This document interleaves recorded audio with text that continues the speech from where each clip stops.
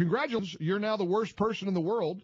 What are you talking about? Well, Keith Olbermann from MSNBC made the announcement this week. The gold tonight shared by Britt Hume and Chris Wallace of Fox Noise, who accused Valerie Plame Wilson of perjuring herself when she testified she did not recommend her husband for the CIA trip to Niger. Hume said that contradicted a bipartisan finding by the Senate Intelligence Committee. Only it wasn't a bipartisan finding. It was a note written by 3 Republican senators on the Senate Intelligence Committee, and it was a note about the testimony of a CIA employee who later recanted his testimony. Yet Wallace asked, "So she was lying under oath?"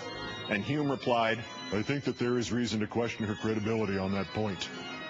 Jeez, Wallace and Hume. Remember when they used to work in news? Britt Hume and Chris Wallace of Fox Noise. Today's worst persons in the world. Oh, what a sick man. You know something? He's a joke. He really is. First of all, he doesn't even have his facts right, because, in fact, if he had paid any attention, but it probably was moving too fast for him.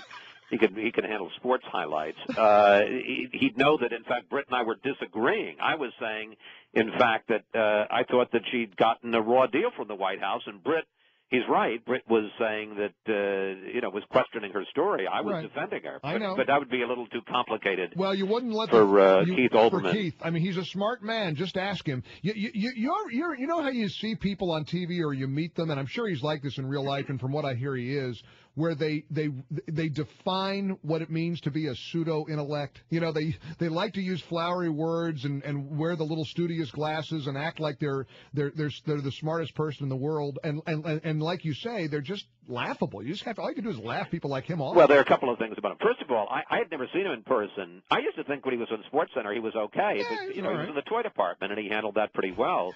He's actually kind of a pudgy, heavy-set guy, which surprised me. The other thing is that, have you ever heard him do his Edward R. Murrow impression? Oh, I'm not kidding you. He's a guy that has never covered a story in his life, whose idea of enterprise journalism is to use some call phrase when a guy scores a basket from three-point line, and he's sitting there talking to about real journalists and pretending, to do this is a special comment, and to do a kind of cheap, lounge act Edward R. Murrow impression, and then to have the temerity to say good night and good luck. Let me just say something. Yeah, I mean, I met Edward R. Murrow. My father worked with Edward R. Murrow, and Keith Olbermann, whatever your name is, you are no Edward R. Murrow. I mean, Chris, it's spooky. When I saw him first do that, I got creeped out because I thought, Keith Olbermann doesn't think he's imitating Edward R. Murrow. I think he thinks he is Edward R. Murrow. I mean,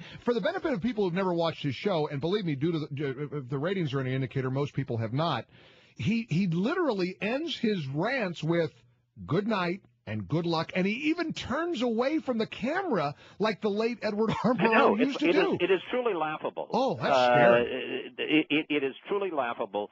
The guy was in the toy department, and he should have stayed in the toy department. He's a troubled individual. Yeah, he's a sad guy. Listen, if you're I hope he gets help. I hope he gets the help he deserves. And hey, one week it's Bill Maher, next week Keith Olbermann, Chris Wallace is doing I've something never right. attacked Bill Maher. I don't really have anything against Bill Maher. I think this guy is a joke. And Bill Maher, you were right last week. Even though I don't like Bill Maher very much, Maher wasn't really criticizing you so much. He was kind of making a point about the Democrats and how they should fight Republicans and all that. He wasn't really critical, but Keith Olbermann is, honest to goodness, truly creepy. I get the heebie-jeebies. And the good night, good luck, Edward R. Murrow thing, you're right. It ought to fly all over somebody like you who, like you said, your dad worked with him, you met him. I mean, Edward R. Murrow is probably, spinning in his grave at the idea of Keith Olbermann imitating him. I mean, Edward R. Murrow used to walk the streets of London during the Blitz and do radio broadcasts. I mean, has this guy ever been out of a studio in his life? Well, he's been to Madison Square Garden. He used to interview basketball players. I know that. I've seen him there before. Back when he was. You couldn't carry Edward R. Murrow's jock. You're with me. I'm with you. All right, now.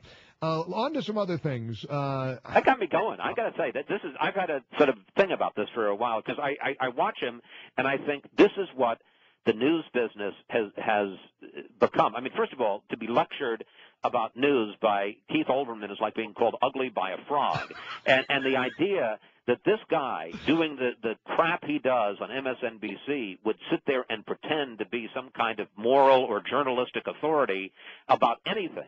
He couldn't cover a two-alarm fire. You know, truly, the difference between a guy like him and those of us who are radio show hosts or even other hosts on cable news, we make no illusions about being journalists. We're hosts with opinions.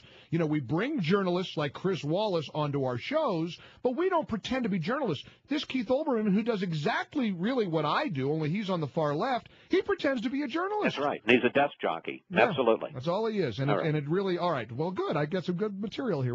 I'd like to forward that to somebody. I like it. Yeah, no, you can put that out. Can I quote you? May I quote